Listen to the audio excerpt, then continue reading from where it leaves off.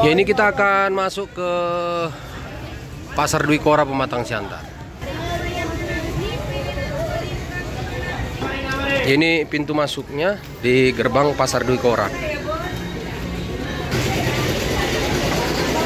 Ya, masuk pasar ini ke Pasar Dwi Kora Pematang Siantar, atau biasa anak-anak Siantar menyebutnya Pasar Parluasan. Nah, ini kondisinya ya cukup ramai sekali. Ya, walaupun lokasinya becek, tapi pengunjung masih banyak yang terus berbelanja di lokasi ini.